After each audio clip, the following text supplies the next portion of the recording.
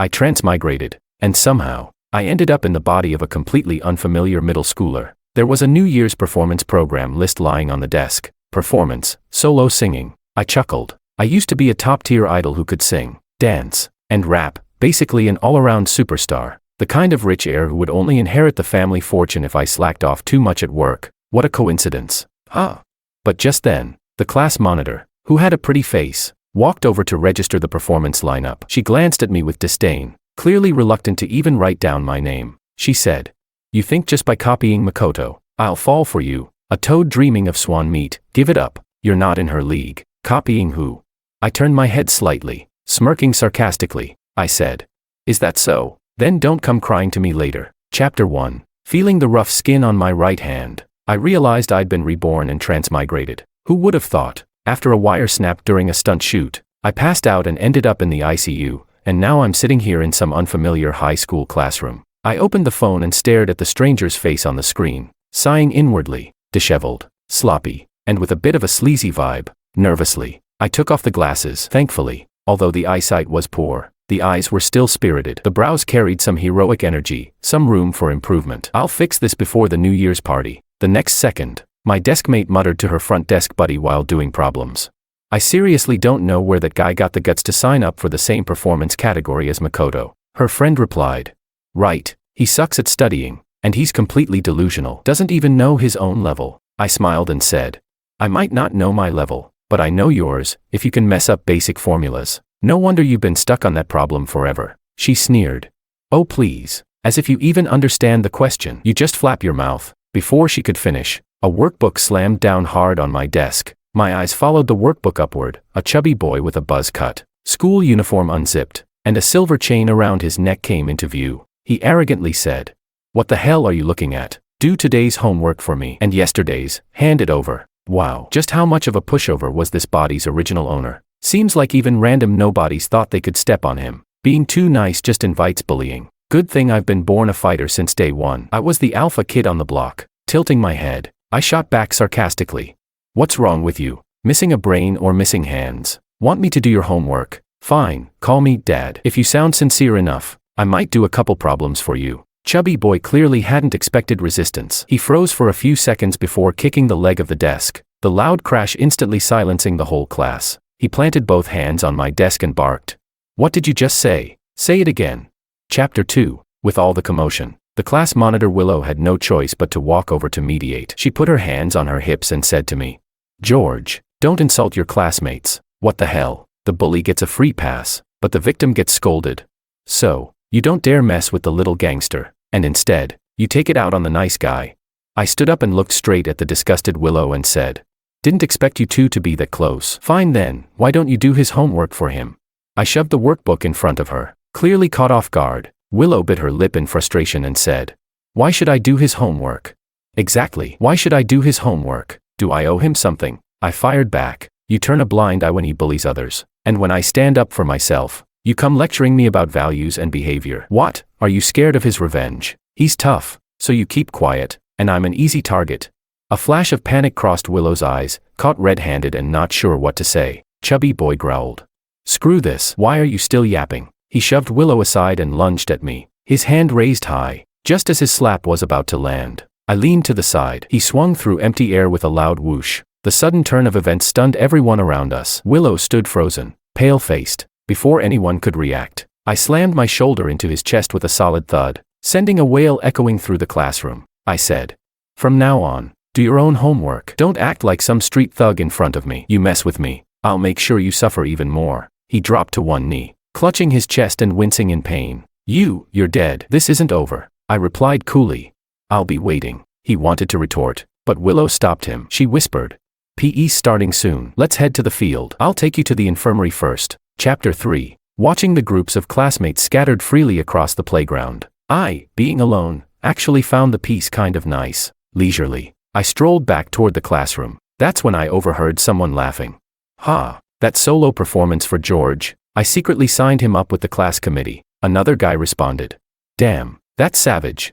Remember last time during the sports meet, I secretly signed him up for the 5,000-meter run. He almost puked from exhaustion. Now it's solo singing. Can't wait to see how badly he flops this time. And it's not like he'll dare do anything when he finds out. Dude, that's messed up. Everyone knows he's totally tone deaf. I leaned against the back door with arms crossed and asked, "Have I ever done anything to offend you guys?" The two boys froze for a moment, not expecting me to appear suddenly, then scoffed with disdain. "Offend people? Please. You don't even dare raise your voice. You think you have the guts to offend anyone? Then why target me?" I tilted my head and looked at the two of them. The guy laughed. "Because it's fun." "What? Mad now? Besides, don't you have a crush on Willow? Signing you up helps get you some attention." "No." His buddy chimed in. "And you're not the only one being targeted. Now you've pissed off Martin too. He's a rich kid. Got connections outside school. You're screwed." "Ah, so that chubby guy from earlier was Martin. No wonder he's so cocky." I nodded, hands in my pockets. "Whether I'm screwed or not, we'll see. But you guys might not have it so easy either." Seeing their confusion, I pulled out my phone and hit play. A voice echoed, "That solo performance for George." I secretly, their conversation just now replayed word for word. I smiled. "Now, tell me, if I sent this recording to the head teacher or the principal, would you get suspended?" Parents called in. I toyed with the phone in my hand, flashing them a grin that didn't reach my eyes. "Better yet, what if I posted it online? On the school forum, you'd be famous instantly. Wouldn't that boost your presence even more?" The guy who signed me up snapped, "You son of a..." He lunged at me to grab the phone. I sidestepped, tucked the phone away, and with his momentum off balance, he face-planted hard on the ground. Chapter 4. But the very next second, a girl's voice rang out. "George, are you bullying your classmates again?" Willow had just arrived at the back door, staring at me with obvious disgust. I smirked. "Are your eyes for decoration?" He tried to snatch my phone and tripped on his own. "What? Gone blind already at your age?" Willow bit her lip and asked, "Did you trip him?" Though framed as a question, her tone made it clear, it was an accusation. Wow, what a massive load of crap. I let out a laugh and said, "Are you mentally okay? You know defamation is illegal, right?" I pointed to the surveillance camera high in the hallway and glanced at the others nearby. You. I cut her off impatiently. "You what? Can't even talk straight." "I've been meaning to say, why are you always coming after me? No interest in facts or context. You just jump to conclusions." I mimicked her voice in a mocking tone. "George, why are you bullying your classmates again?" I scoffed. "What, you think just because I like you, you can stomp all over me and pick fights whenever you want?" Seeing her speechless, face cracking under pressure, I thought back to her entitled attitude this morning. Seriously, I don't get what the original guy saw in her. If I could switch souls with him again, I'd drag that boy out and show him what real life looks like. I mean, I was born into wealth and privilege, raised with elite education. I've been surrounded by the sons and daughters of old money dynasties, supermodels, and power players from every industry since I was a kid. Pretty girls, bro. That's the one thing I've never lacked. Seeing they were all silent now, I turned to the guy on the floor and asked, "So, did I trip you or not?" I raised my phone slightly, smiling politely. Through gritted teeth, he muttered, "I tripped on my own." "You didn't trip me." I smiled. "Willow, you heard that. This time, I'll be generous and spare you the apology. Just don't let it happen again." I pocketed my phone, ready to head inside for some water, but Willow suddenly stepped in front of me, arms crossed, puffing up angrily. "You're only making me hate you more." I rubbed my temples, gave her a tired glance, and said with clear contempt, "Cool. Then go call the cops." Just as we were locked in that standoff, a soft laugh came from behind. Turning my head, I saw a girl in a white A-line dress standing in the hallway, backlit by sunlight. The light framed her slender figure. Her eyes were clear, her lips curled into a smile, a picture of youthful beauty. She said, "Long time no see, George." She took a couple steps forward, stopped right in front of Willow, and said, "Who do you think you are? Your feelings, hate or like, do you really think they matter to anyone else?" Then she flashed me a light smile, grabbed my arm, shot a frosty glance at the two boys, threw Willow a big OL eye roll for good measure, and walked off with me in tow. Chapter 5. On a bench in the woods, the girl sat beside me eating her lunch. The dappled light outlined her delicate features, so perfect she looked like a living piece of art. She asked, "What are you spacing out for, George?" She handed me a warm carton of milk, lips curling into a soft, affectionate smile. "What's with this gentle tone? And who is this stunning girl who looks like she could debut as a celebrity any minute?" "George, just how many surprises are you hiding from me?" "Huh?"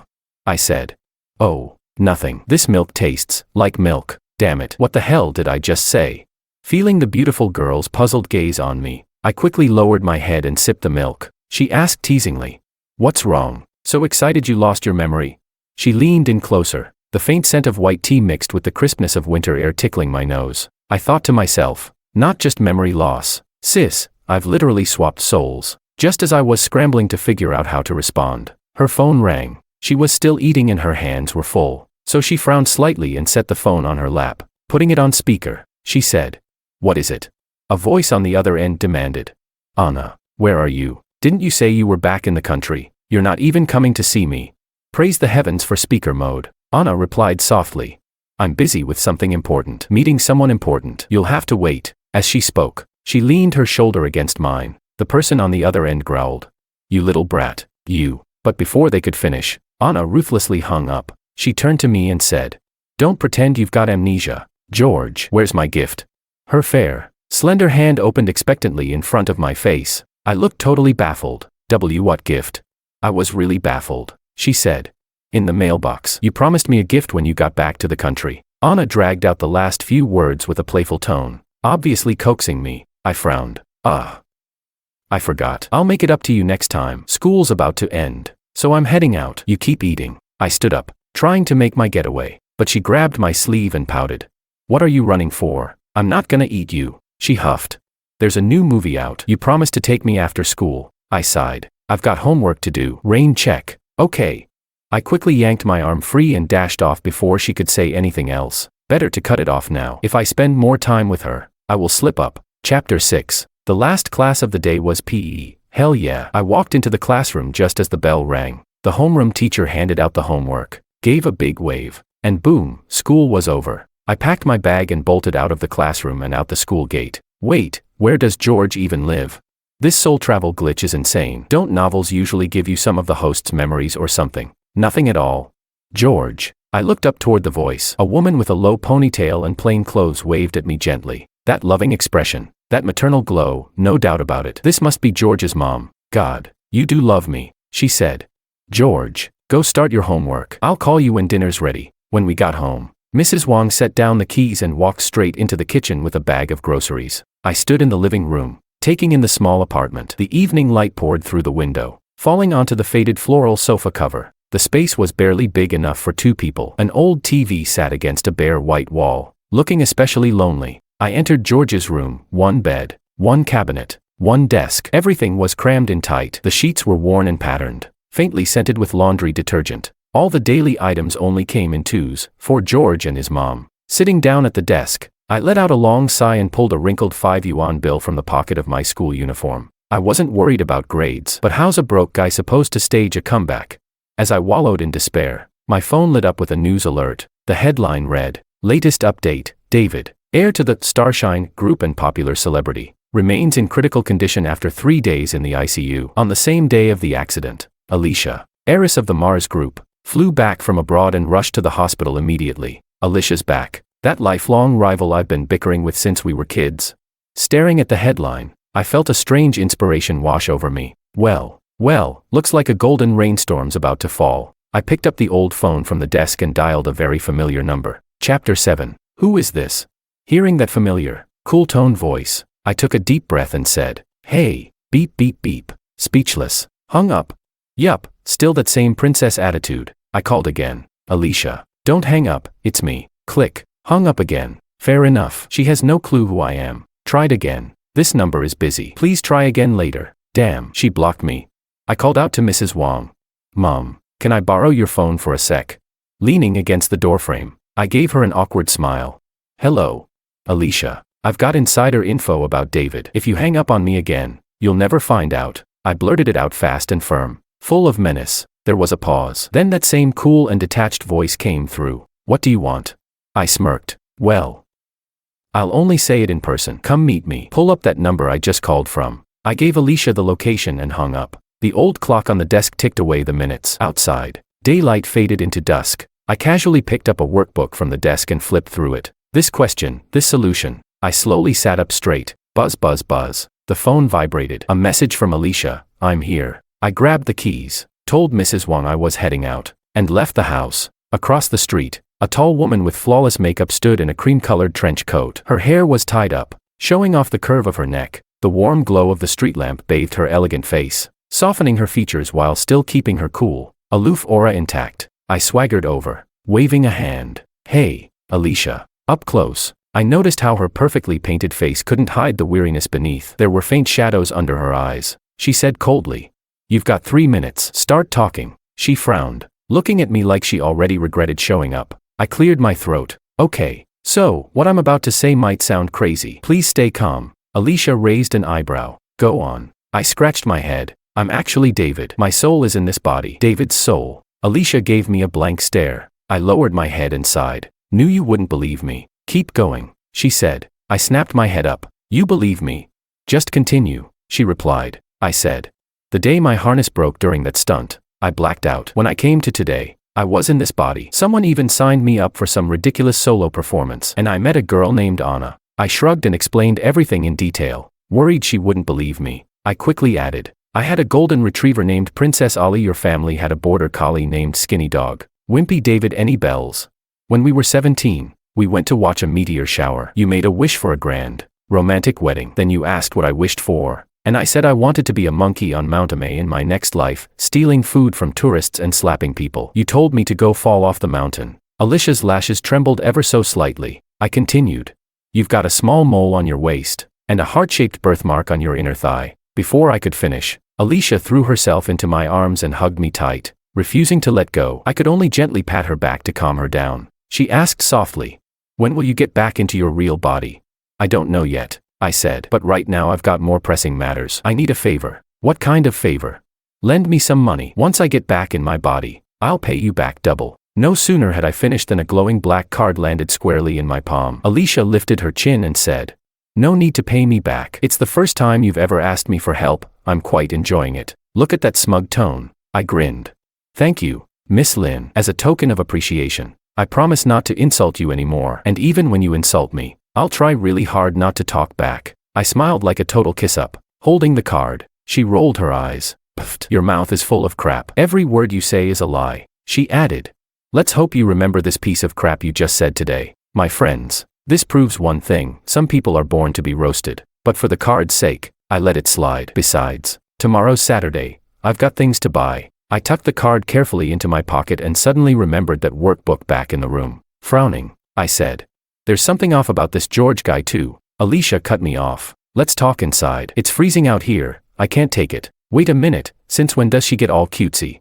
I set my coffee down and said, "I was just looking at George's workbook at home. Almost every answer was right, but the one at school, full of mistakes, lower-level answers." I looked seriously at the stunning girl across from me. Alicia parted her lips and said, "Looks like he was too good, attracting the wrong kind of attention." I smiled. "Well, I want to see who's been acting like a king. I'm not just taking the solo performance, I'm taking top rank in the whole grade. The rank that should have belonged to George." Alicia looked at me and suddenly let out a low laugh. "What's so funny?" I asked. "You don't believe in me. You think I got those top grades before by luck?" She said, "It's not your grades I'm laughing at." Alicia turned her head, gaze softening. She said, "It's just, it feels really good to know you're still here." The heating in the cafe was cranked up, and yet staring into Alicia's eyes, I felt like I was standing in a furnace, heat rising uncontrollably. "Impossible to describe," I said. "Of course I'm still here. Bad pennies always turn up. I'll outlive you. Guaranteed. I'm out. See ya." I got up and rushed off. My heartbeat was all over the place, whether from running too fast or the air being too warm. I wasn't sure. Chapter 8. On the first weekend after I transmigrated, I made several trips to the mall. Sunday night, staring at a pile of top luxury streetwear, I picked the flashiest outfit and put it on. The first battle was about to begin. The moment I stepped out of the luxury car and walked onto campus, I could feel all eyes on me. Perfect. This aura. I nailed it. You. My deskmate's pupils shrank as she pointed at me, stammering for ages without saying a word. The usual noisy chatter before morning self-study instantly died down when I walked into the classroom. I smiled and asked, "What's wrong?" Feigning confusion, I looked at her. Before she could respond, the bell rang, and the homeroom teacher walked in with a smile. Our eyes met by accident. She was visibly startled, then quickly looked away and instructed the class rep to lead the reading. I knew exactly why everyone was reacting like that. I thought back to the reflection I saw in the mirror before leaving home. No more thick glasses. My eyes were bright and piercing under the contact lenses, like deep pools hidden beneath a snowy veil, dark, calm, and intense. A chic haircut by a top stylist framed my face perfectly. The sharp lines, neat trim, and clean edges highlighted my features even more. My already well-defined facial structure now seemed sculpted under the light. Minimalist but striking, so clean it bordered on restraint, yet with an unshakable presence. And this was only the first step in my glow-up from a loser to a legend. The petite group leader with slightly oversized glasses came over, hugging a stack of homework. In a soft voice, she said, "George, about the weekend homework." Smiling, I handed it to her. "Here you go," I said casually. She bit her lip, glanced at me shyly, then quickly looked down and took the homework with a blush. But just then, my deskmate muttered in a mocking tone, "Wow, George, you really know how to fake it. But I'm curious, coming from a poor, single-parent home, how'd you suddenly get all fancy? Did your mom land a sugar daddy? Or did she just start working the night shift?" Her tone was venomous, her face full of disgust. No wonder, she was Makoto's #1 fangirl, ready to say anything to defend her idol. Her nasty words made my brows furrow and my gaze turn sharp. I replied, "You're just a teenage girl, yet your words are this vicious, and your mind is already that filthy. I can't help but wonder, what kind of environment do you live in to make your brain reek like it's full of shit?" Maybe she wasn't used to people glaring at her like that. Or maybe no one had ever called her out so directly. Her small eyes behind those glasses started welling up with tears. Anyone walking in would have thought I was bullying a poor girl. I smiled and said, "Go on. Cry louder, better make a scene and get the whole class and teacher over here. I'd love for everyone to hear exactly what you just said. Let's see if the homeroom teacher won't call your parents in." Scared stiff by my words, she immediately shut up, wiped her tears, and slammed her head down on the desk, not daring to provoke me again. Chapter 9. The next 2 classes passed peacefully. Then Willow came over to my desk, clearly stunned. "George," she said, "the homeroom teacher wants you in the office." I glanced up at her, acknowledging without a word. As I entered the office, I immediately saw Anna leaning against the wall talking to a teacher. I ignored the look she shot me and went straight to the homeroom teacher. She said, "George, no need to be nervous. I just wanted to ask, did you hand in the answer sheets for the math and physics workbooks?" The young homeroom teacher smiled warmly, her tone gentle. No sooner had she finished speaking than the 2 teachers next to her, math and physics, turned to look at me. "Ah, so this was about yesterday's homework being too accurate. They thought I cheated," I said.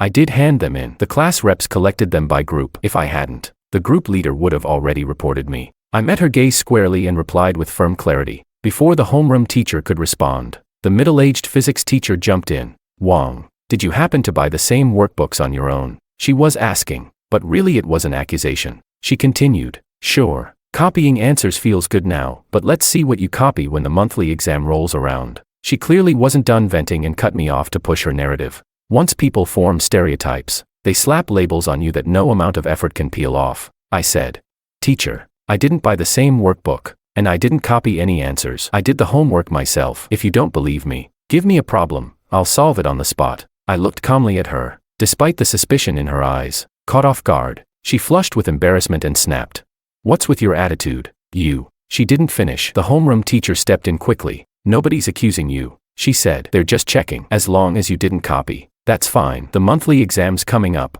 so do your best. Now get back to class." I said nothing more, thanked her, and left the office. Anna caught up to me. "Not bad. George, you stood your ground today. After school, don't walk too fast. Wait for me so we can go home together." With that, she ran off without waiting for a reply, her ears burning red. Chapter 10. George. A puzzled male voice sounded behind me. I turned around with my hands in my pockets and met a pair of eyes that looked anything but friendly. The guy had striking features and a sharp nose, with a few strands of hair falling loosely over his forehead, giving him an effortlessly rebellious vibe. His school uniform hung carelessly off his body, and a dark gray turtleneck hugged his jawline, making his pale skin look almost icy. Another tall, lanky guy slung an arm over his shoulder and said, "Makoto, what are you calling him for?" The look in Makoto's eyes was pure disdain. "Makoto? Huh? So this is the guy." Our eyes locked, neither of us looked away. I said coldly, "Can I help you?" Makoto replied, "Oh, nothing. I just heard you signed up for the New Year's performance too. Thought I'd ask how your prep's going." He played it off casually, but the intent behind the question was anything but. Hearing that, the lanky guy jumped at the chance to pile on. "Him? Please. Why don't piss and take a look at himself. He's out here trying to be a tiger but looks more like a stray dog. Think dressing up like a wannabe influencer is gonna make him beat our boy Makoto. Keep dreaming. A loser like you's getting cut in the first round." Catching the faint smirk on Makoto's lips, I sneered inwardly. I stepped closer to the tall guy and said, Do you live on a toilet? 'Cause all I hear is crap coming out of your mouth. You son of a. He lunged forward, gritting his teeth. I just laughed. Whether I get cut or not, we'll find out in the prelims. Then I glanced at Makoto, deliberately, and leaned in a little. Also, let me tell you something.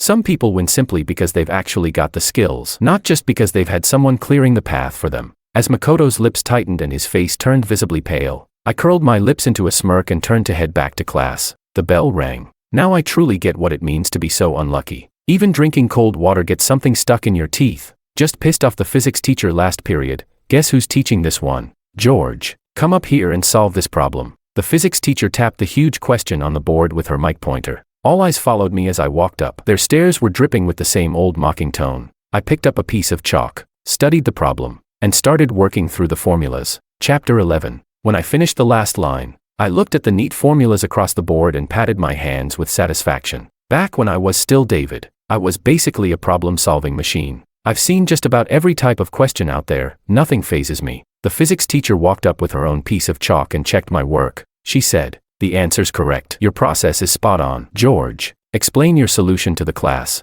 Still skeptical, she was clearly testing me again, this time through my explanation. I shrugged and laid it out step by step. Logic clear and tight. The further I went, the worse her expression got. Just as I returned to my seat, my deskmate muttered under her breath, "Lucky fluke. What's he showing off for?"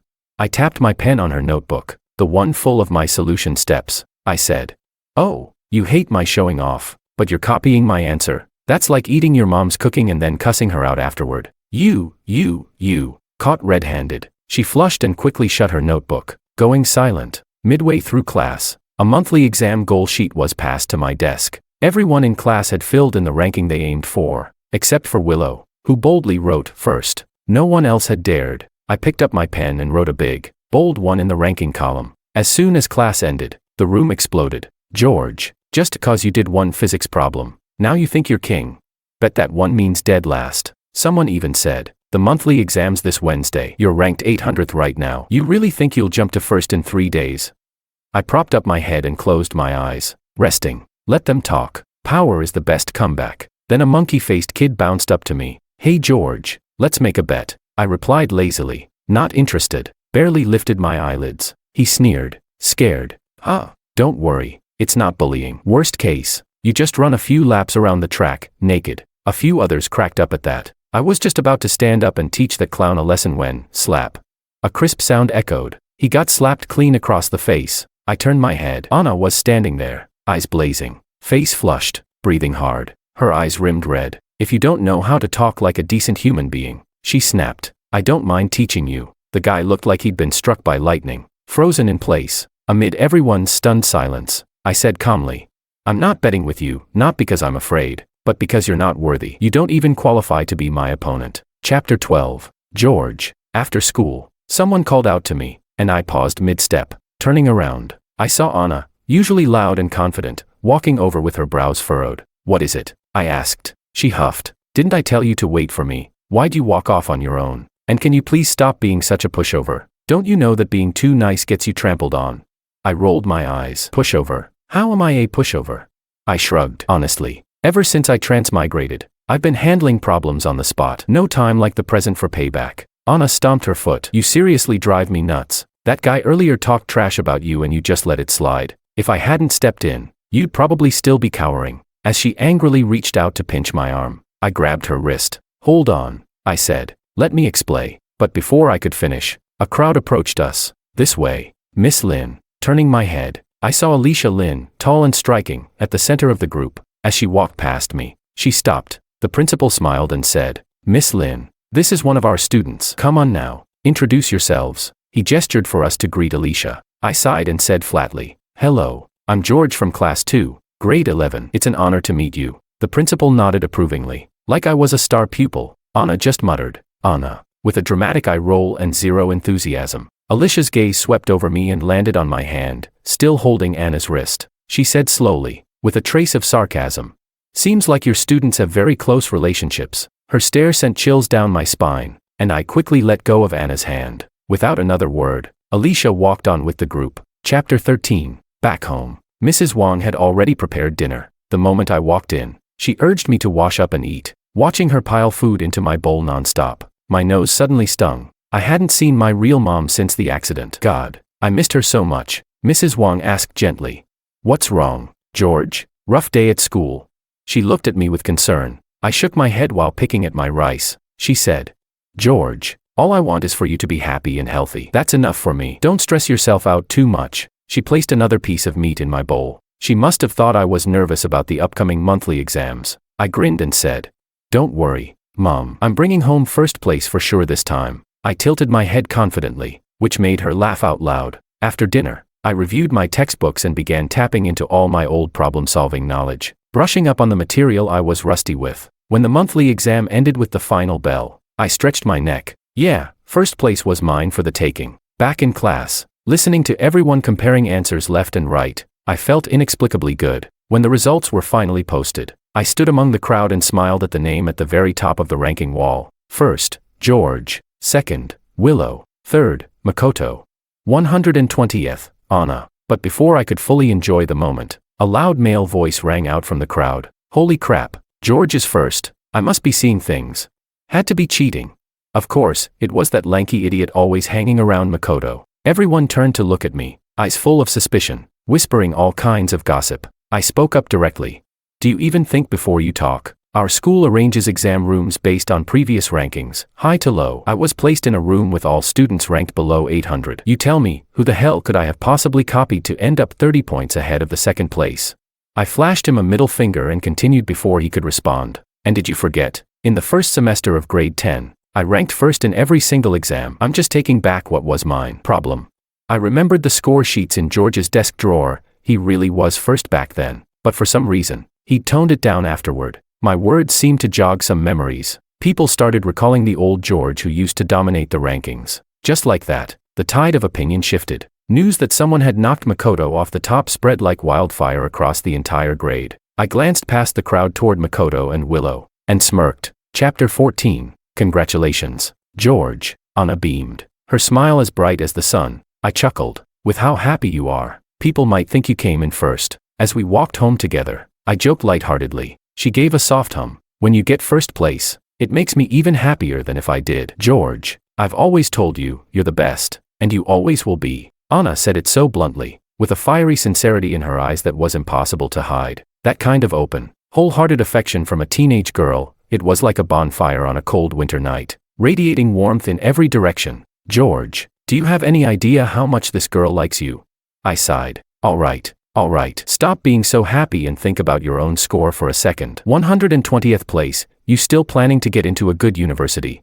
Anna clasped her hands together and gave me puppy dog eyes. Well then, I guess I'll need help from our number one, Teacher Wang. I crossed my arms. Depends on your performance. If this master has free time, maybe I'll offer you a few pointers. Thank you, master. She grinned. Oh, right, I even prepared a gift for our first meeting. Anna pulled a scarf out of her backpack. George. Happy birthday. Wait, today's George's birthday.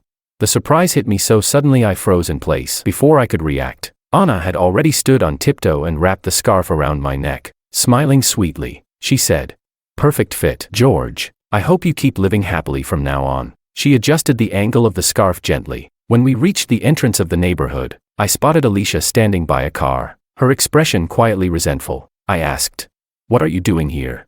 I hurried toward her. Noticing her face looked pale. What happened? I asked. She pursed her lips and said, See for yourself. Once I got in the car, I noticed 3 unfamiliar men in the spacious back seat. The man in the middle was struggling hard but pinned in place by 2 burly guys on either side. Chapter 15. What is this? I turned to Alicia, confused. She said, Remember when you asked me to help crack George's email account? She pulled out a tablet, her slender fingers swiping across the screen. Yeah. I remember. Did you find anything? She nodded. Yep. His inbox is full of threatening messages and photos, all of them connected to his parents. She handed me the tablet. The messages read, Your dad's almost out of prison. Right. If you don't behave, I'll tell him where you and your mom are living. Remember her screams when she got beaten? Did you behave this time? Don't go doing anything stupid, or your dad will find you both in no time. Why is a burden like you even alive? Your mom got hurt because of you. How can you smile? If I were you, I'd be dead already. Each message was crueler than the last. There were also graphic, bloody photos of someone being beaten. Alicia explained. George's dad was a violent alcoholic and gambling addict. After his mom finally divorced him, he kept threatening and harassing them. 2 years ago, he got locked up for assault, and he's still in prison now. I stared at the gruesome photos, frowning. She continued. After he was locked up, George's mom moved. George got accepted into a new high school. I was still processing everything while trying to piece together the timeline. Okay, so he started school. First semester, everything was fine, but then his grades tanked in second semester, and that's when the threats started. Something changed that term. What happened? Alicia smiled faintly. Second semester of 10th grade. Makoto transferred in. Makoto. She nodded. Then I tracked the IP addresses behind the threats, and found him. Today, I caught him pacing around your building with a package. So I brought him in. A package? I asked. Show me. I held out my hand to Alicia. She looked reluctant. Give it, I said firmly. She finally nodded at the men in black. He handed me a box. Even though I'd braced myself, the shock still hit hard. Inside the box was a severed hand, dripping with fake blood. It was a prop, sure, but the realism rivaled any movie set special effects. From the second semester of 10th grade to now, George had been living under this kind of fear. He was only 16. I exploded. What the hell is wrong with you? How can you do something like this to a kid? No, I'm still just a kid. How could you? I hurled the box straight at the man in the middle. He flinched hard, clearly shaken by the fake hand. It was Makoto. He paid me to do it. I was just his errand boy. I'm sorry, George. I shouldn't have done it. Please, have mercy. The man was so rattled he hadn't even realized Alicia and I had been talking about him the whole time. Clenching my fists, I ground out.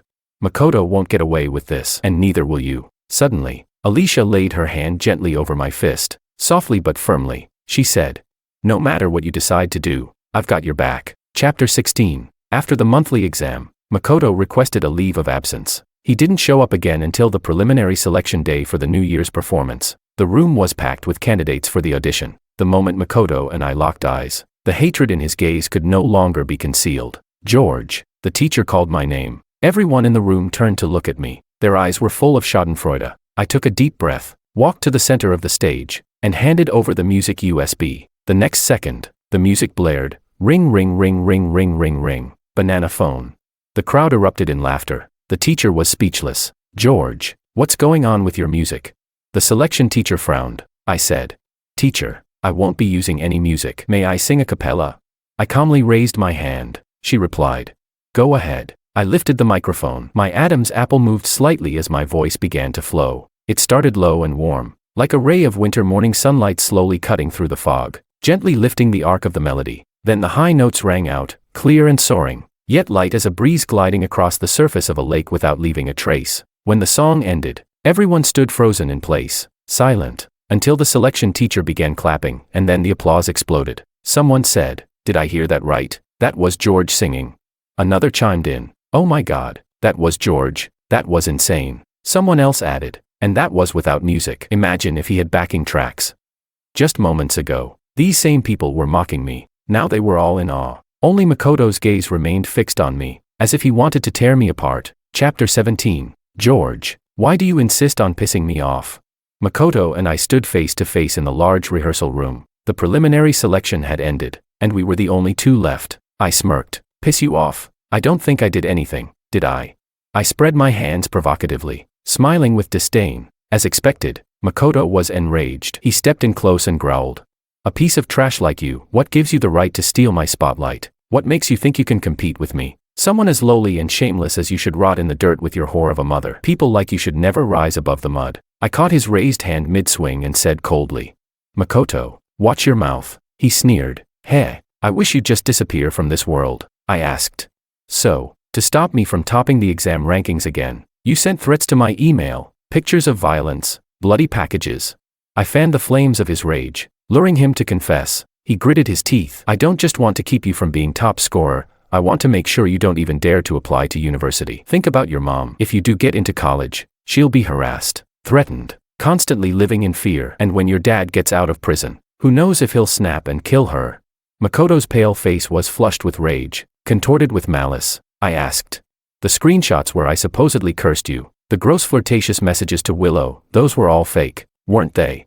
Against his hysteria, I appeared especially calm. After digging through George's email, I learned he never had feelings for Willow. He had only maintained continuous conversations with Anna. And those bullying screenshots, they weren't his words at all, Makoto admitted.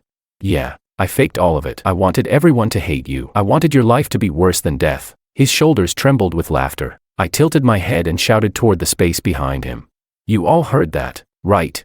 Makoto spun around in panic. I said.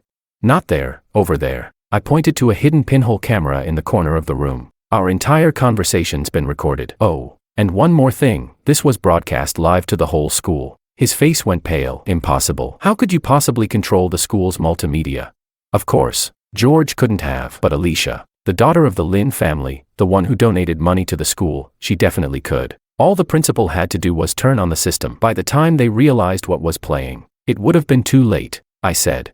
Makoto, no one ever tried to steal your spotlight, and no one has the right to stop others from shining. Since you enjoy tormenting others so much, enjoy the feeling of being buried in spit and contempt. Take care of yourself, now. I leaned in and whispered into Makoto's ashen face. Chapter 18. Makoto didn't show up on the night of the performance. After the live stream, he was expelled from school. His family's company also lost several major clients. Anna, after learning the whole truth, clung to me and cried uncontrollably. Even those who had once treated me harshly were now warm and friendly. A classmate came over with a checklist and urged.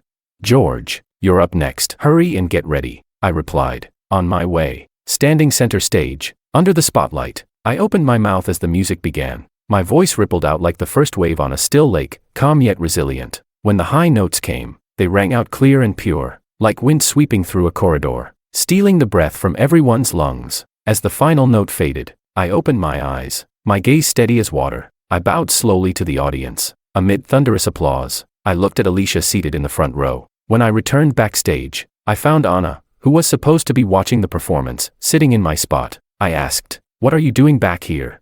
She replied, "I came right after hearing you sing. Let's go grab some late-night snacks. We don't need to regroup afterward anyway." I said, "Hold up, I need to change my clothes and shoes." I turned, carrying my things to the changing room. Sitting in the snack bar, biting into a skewer of grilled meat, I felt like I had been reborn. She said, "You barely ate all day prepping for the performance. Eat more, and don't worry, it's my treat." I looked at the table full of food and quickly waved her off, stopping Anna from ordering more. After we'd eaten our fill, we walked the path home. I frowned. "If you've got something to say, just say it. You've been hesitating for like 10 blocks. I turned to Anna. She bit her lip, clearly embarrassed, then said, "Once the performance ends, finals are coming. I wanted to ask if you have any plans for winter break. Maybe we can go to the amusement park together." Just as I was about to say yes, a group of people blocked our path. Chapter 19. George, remember me? Long time no see. Martin, the guy who used to beg me to do his homework. I said, "Didn't you transfer to another school?" I glanced at the group of over a dozen people standing behind him. Alarms went off in my head. He sneered, "Transfer? All thanks to you. Not sure what kind of tricks you pulled, but you screwed up several of my dad's business deals. He had to transfer me overnight." Martin rubbed his round head, clenching his back teeth. I replied, "You transferred because your bullying got exposed. You're not innocent here." I subtly pulled Anna closer. Martin's expression twisted, clearly hit where it hurt. He shouted furiously, "I'm not here to talk tonight. Get him." "Run," I shouted, without hesitation. I grabbed Anna's hand and bolted. "Keep running. Let's see how far you get." Martin chased us with a baseball bat in hand. The circle of people closed in. Anna and I braced ourselves to fight. "Get him," Martin yelled. With that, the group surged forward, bats swinging. I fought while shielding Anna. She dodged while landing some solid kicks, but in a moment of distraction, someone struck my back with a heavy blow. The pain brought me to one knee. As a second strike came down, Anna suddenly dove to shield me, and everything went black. When I opened my eyes again, I was lying on a hospital bed. Alicia sat beside me. "You're awake. Anything feel off?" she asked. I shook my head and immediately asked about Anna. "She's fine," Alicia said. "She's in the next room. She'll be discharged in a couple of days." Noticing something off in Alicia's expression, I asked, "Did something happen?" Alicia was silent for a long time, then spoke as if bracing herself. "When I arrived last night, Anna had collapsed. And you were clinging to me like a madman, begging me to save her." "Wait, when Alicia arrived, I was begging her to save Anna." I had no memory of that. I was unconscious at the time. Could it be? She nodded. "That's right. George's soul is still inside this body. Last night, he surfaced, briefly." Alicia confirmed my suspicion. "What the hell? 2 souls in one body." Chapter 20. It had been more than 2 weeks since George's soul last surfaced. No further sign since. Meanwhile, rumors began to spread that my body was in critical condition. The day finals ended. Snow began to fall. The first snow of the year in City A came unusually early. I kept my promise to take Anna to the amusement park. Sitting atop the Ferris wheel, we gazed down at the city lights while snowflakes drifted around us. For some reason, I suddenly missed Alicia. George, Anna said beside me, staring out the window. What? I turned to her, puzzled. She turned her eyes to me and suddenly smiled, softly, with a hint of sadness. Maybe I should be calling you by another name. What did you say? My voice trembled. You're not George, are you? She looked at me, but not at me. Exactly, as if seeing someone through me. I gave the faintest of nods. Her smile grew a little bitter. When did you figure it out? I asked. She replied. From the beginning. The first time I saw you, I knew you weren't him. Anna ignored the shock on my face, continuing in a soft murmur. George never wore his heart on his sleeve like that. Whether happy or sad, he always kept things to himself, always so careful with his words. She went on. George used to help his mom run a wonton stall. Back in middle school, I ran away from home, got my money stolen. I was starving and stood in front of that stall for what felt like forever. He came over and asked if I wanted dumplings, smiled and said they were free. His smile was so dumb and sweet. I'd never met someone so kind, so honest. After that, I kept going back to that stall, until I moved abroad in 9th grade. But even then, I couldn't stop thinking about that bowl of wontons. Eventually I realized it wasn't the food I missed, it was him. George always wrote cheerful things in his emails, good food, pretty clouds, nice songs. He never mentioned being threatened or harassed. If I'd come back sooner, maybe he wouldn't have disappeared. At first, I kept thinking, maybe he's still here. Maybe he can hear the things I say to you. But then I got scared. What if he's really gone?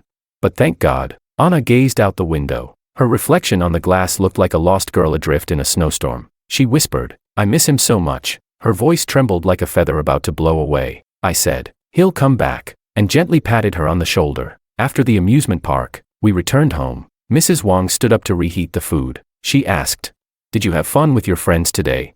I smiled and nodded as I ate. She said, that's good. Mrs. Wong watched me closely. Just as I was heading to my room, she called out, George, yes.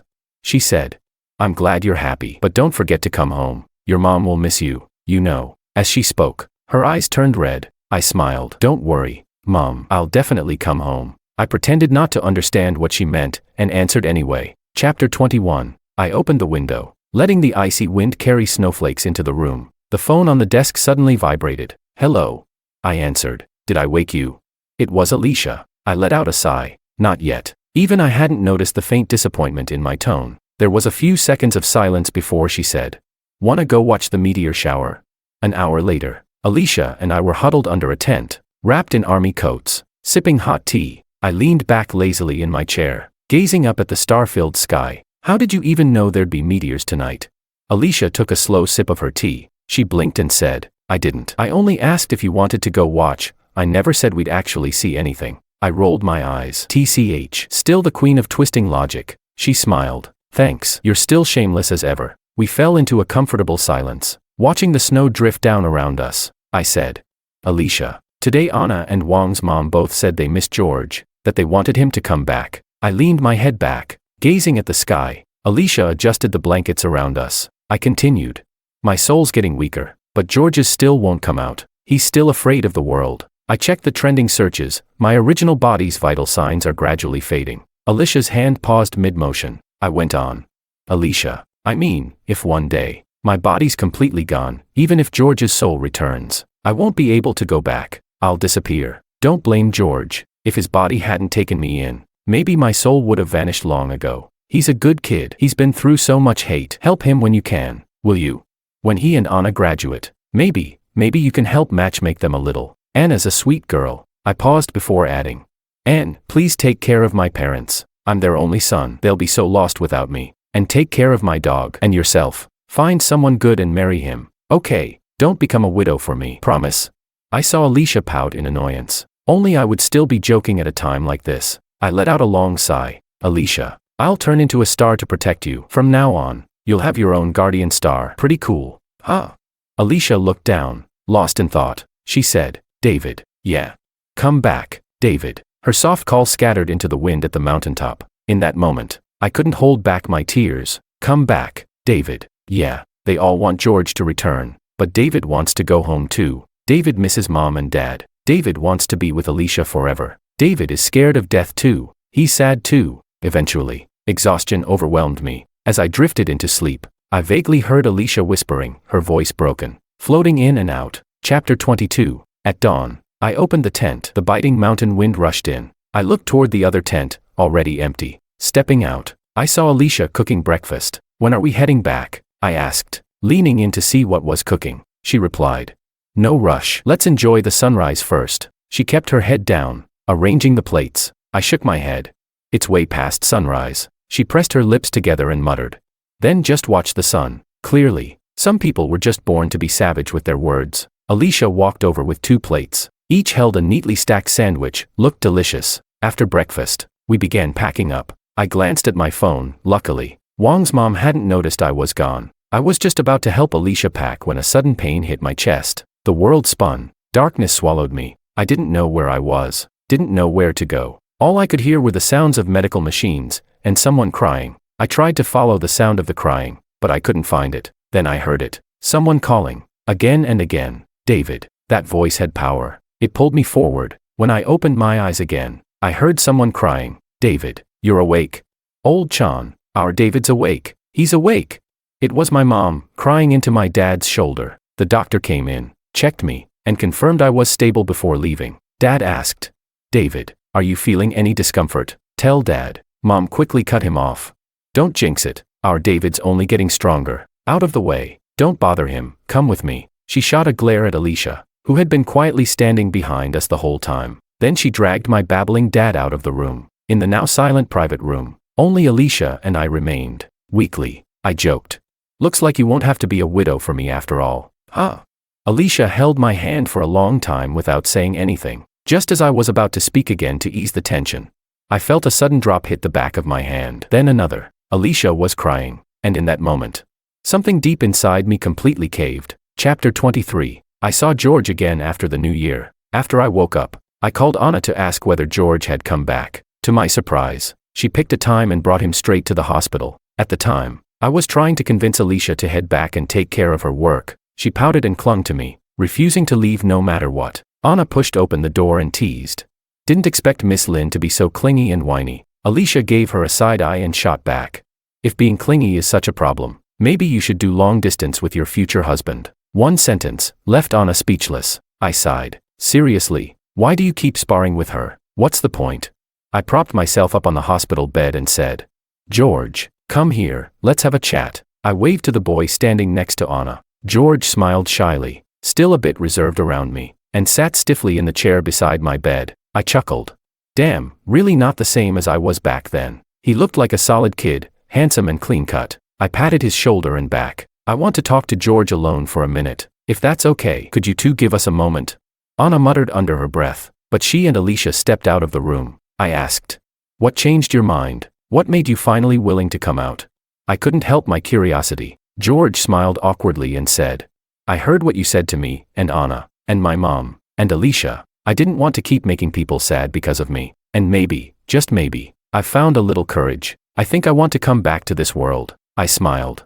Welcome back to this brand new world. I'm your bro Chen now. You can count on me from now on. And if that's not enough, throw in your sister Lin too. I gripped his hand tightly. Thank you for coming back. And thank you for letting me come back, too. Chapter 24. Before the new semester started, George went to see Makoto. We went with him. Makoto had sent George countless messages, just hoping for one final meeting. He said, George, what? You think I'm gonna hurt you? Is that why you brought back up? He glanced at me and Anna with a mocking smile. I tugged down the mask on my face and lowered the brim of my cap. Thank God he didn't recognize me. Makoto continued. George, don't you want to know why I hated you so much? Why I went to such lengths to torment you?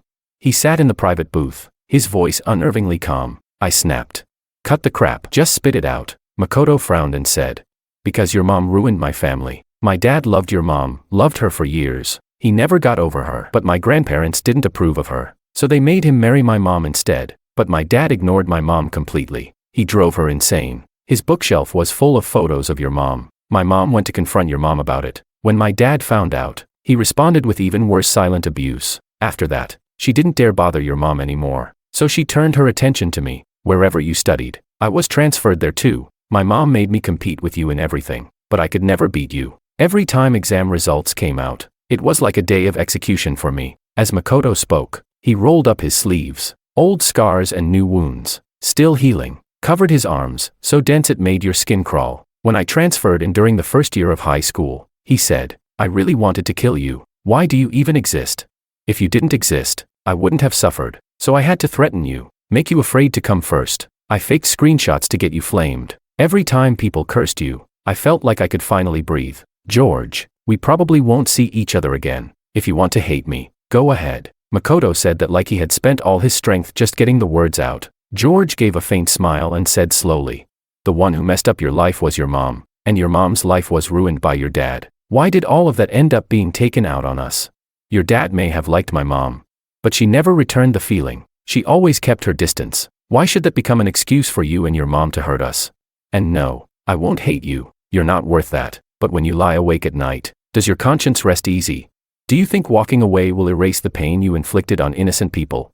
You'll never escape the label of a bully. Don't delude yourself into thinking you can outrun the judgment of humanity, or your own conscience, assuming you have one. George's voice was calm but powerful, each word steady and firm as it echoed in the room. He stood tall, his expression proud and unflinching. George had finally stepped out of the shadows. Chapter 25. Still shaken by what had just happened, I jumped into the car and immediately started telling Alicia everything. While I was at it, I absolutely sang George's praises. You should have seen him, damn impressive, I said. At first I thought he'd clam up and not get a single word out, but nope, dude's got a sharp tongue when it counts. You've been secretly giving him extra lessons or what?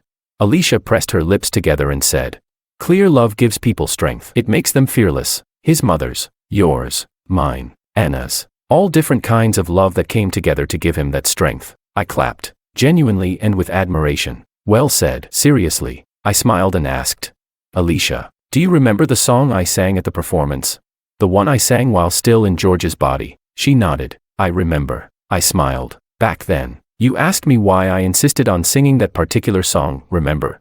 I remember, she said. I found a comfortable position in my seat and said, actually, before I performed, I visited the hospital. I didn't see my body, but I overheard the nurses talking. They said I was in bad shape, might end up paralyzed, maybe even lose my ability to speak. My first thought was, no way. I promised Alicia I'd sing that song. I planned to confess to her with it. I wanted her to hear it after she came back to the country. I grinned brightly, but in the end, I did get to sing it, even though it was through George's body. I'm satisfied. You're satisfied too, right, Miss Lynn? Alicia let out a soft laugh and happily replied, yes, I said. Alicia, I want to go behind the scenes from now on. She nodded. Okay, I said. Alicia, I want to study film directing. She replied. Okay, I said. Alicia, I want to travel. She said. Okay, then I asked. Alicia, will you marry me? Without a second of hesitation, she said. Yes, I will. Clear love, steadfast trust, enough to withstand any storm the world throws our way.